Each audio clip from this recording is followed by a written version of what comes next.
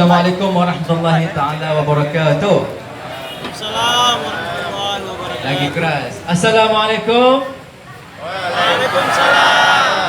Apa kabarnya? Baik. Semua sihat? Sihat. Sudah makan?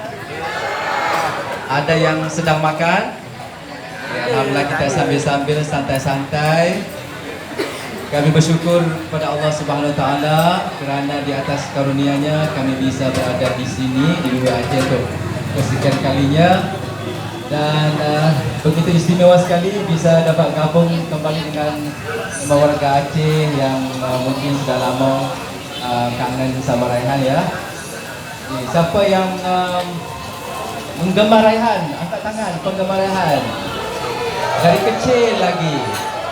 Dari tahu tak orang Malaysia penggemar tu apa? Peminat. Bagus. 10 barakah.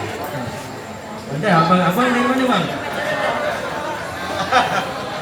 Saya kenal ya abang. Sekarang Itu dia. Alhamdulillah ya. Kita ada abang dari Malaysia. Kami di Malaysia panggil dia Abang Baliho. Kerana dia suka, dia gemar melihat baliho di Aceh, kita namakan dia Abang Baliho. Okey, ayo sekali lagi, apa kabar? Sihat ya? Okey, yuk kalau kita bisa nasi bareng sama Rehan boleh? boleh. Okey, kita test dulu lah. Masih ingat lagi tak lagu Rehannya? Betul ke orang Aceh tahu lagu Rehan? Tahu. Okey, kita nyanyi test sikit boleh? Boleh. Ashhadu an la ilaha illallah wa ashhadu anna Muhammadar Rasulullah. Ashhadu an la ilaha illallah wa ashhadu anna Muhammadar Rasulullah. Tiada Tuhan selain Allah, Nabi Muhammad pesuruh Allah. Alhamdulillah, pujian bagi Allah. Subhanallah, Maha Suci Allah. Allahu Akbar, Allah Maha Besar. Segala puji hanya bagi Allah. Enggak ada kedengaran, enggak keras suaranya. Masih belum makan ke? Sudah kenyang? Itu tadi lagu yang pertama. Lagu seterusnya. Pegang akun Instagram. Okey. La ilaha illallah wa ashhadu anna Muhammadar Rasulullah. Ashhadu an la ilaha illallah wa ashhadu anna Muhammadar Rasulullah. Tiada Tuhan selain Allah, Nabi Muhammad Rasulullah Allah.